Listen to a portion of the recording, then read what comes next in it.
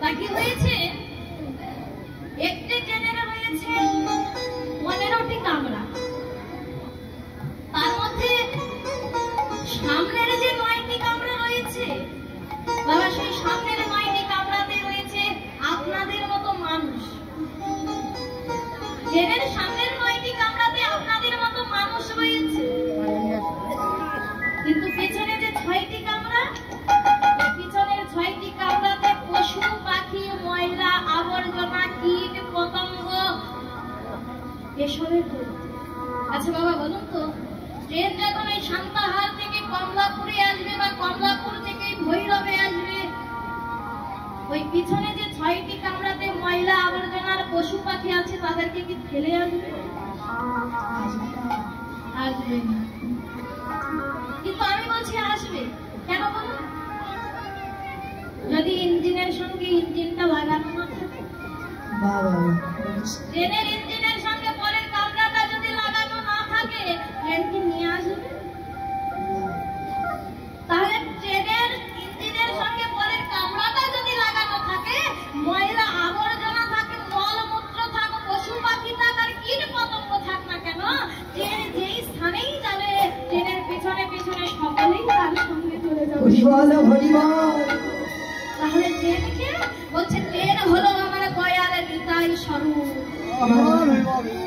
আর স্বরূপে যে 9টি কামরা ও হলো নববিধা ভক্তি। ওই নববিধা ভক্তি যে যারা করতে পেরেছে তারা হলো পরম বৈষ্ণব। অর্থাৎ ট্রেনের 9টি কামরাতে রয়েছে পরম বৈষ্ণব, কিন্তু পেছনের যে 6টি কামরা তা হলো ওই যে 6 রিপু, যারা সারা রিপুর বশীভূত হয়ে সারা জীবন শুধু কামাচার দুরাচার করে গেছে। একদিনও কৃষ্ণ বলে যাদের বলনে ছড়েনি, একদিনও গৌর প্রেম যাদের মনের মাঝে আসেনি, কিন্তু তারাও যদি আমার দয়ার নিতাইয়ের চরণখানা আশ্রয় করে থাকতে পারে।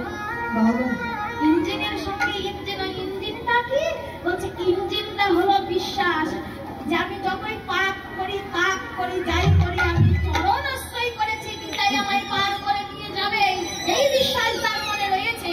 ভগবান বলছে নিতাই গৌর হরিবল বলে তাকে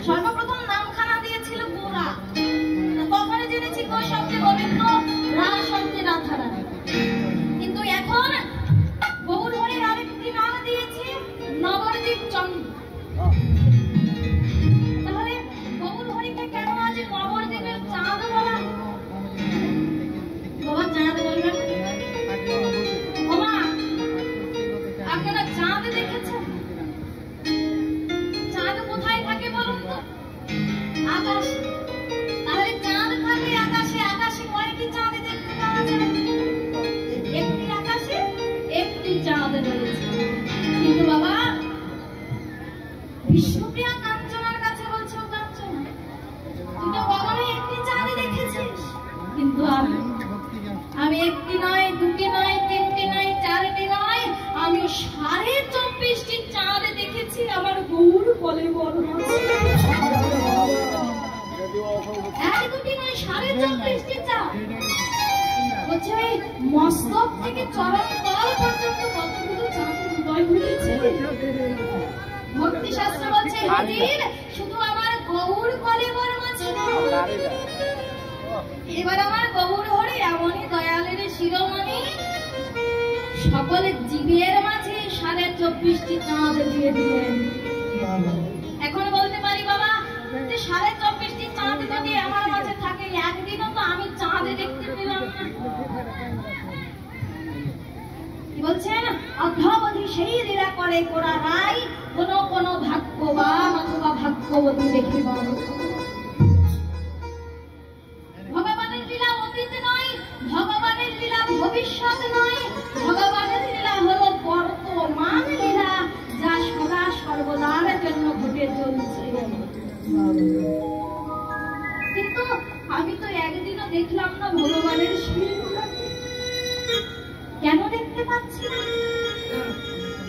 কারণ আমার নয়ন আছে বটে, আমি মায়ার সংসার মাঝে কে আমার মাতা, কে আমার পিতা, কে আমার ভাই, কে আমার বন্ধু, কোনটা আমার বাড়ি আর কোনটা আমার বাড়ি, এতটুকু দেখতে শিখেছি। কিন্তু বলছে এই জগতে যার একবার গুরু কৃপা হয়ে যায়, বলছেন গুরু চরণে ভক্তি যার তার হয়ে যায় ভগবান। সমনকে করেছে জয়, তার লাভের নাই গো পারাপার। গুরুকে নাগর করি আপনি হয়ে নাগরী, বিষ্ণাম ভাবে ভজন করি তারা নিত্য সেবার পায় অধিকার। কাম ভাবে যারে করেছ আশ্রয়, প্রেম ভাবে সেই জনা সখী গুরু হয়। গোপীর ভাব লয়ে ভজে এই পিতার যারা দূরে যায়, কৃষ্ণ পাই প্রভু।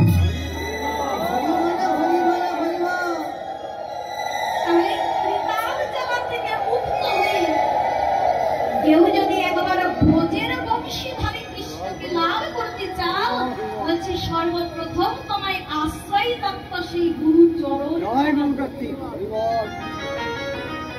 যার উপরে একবার গুরু কৃপা হয়ে যায়, সেই জীব কোনোদিনও ভগবানের লীলা থেকে বঞ্চিত থাকতে পারে না। আশ্রয় করিয়া ভজে তাহে কৃষ্ণ নাহি কাজে, আর জীবে মরে অভাব। যেজন একবার আশ্রয় করি আমার প্রভুর চরণ খানা বিবরের কাছে ধারণা করতে পারে। আমার বাবা মারা বলছে ওই ভক্তকে কোনোদিনও আমার চরণের দাস হতে হয়। যে করে আমার আশ, আমি করি তার সর্বনাশ। তারপরেও যদি সেই প্রাণ প্রিয় ভক্ত আমার না চলে কাজ, আমি ভগবান তার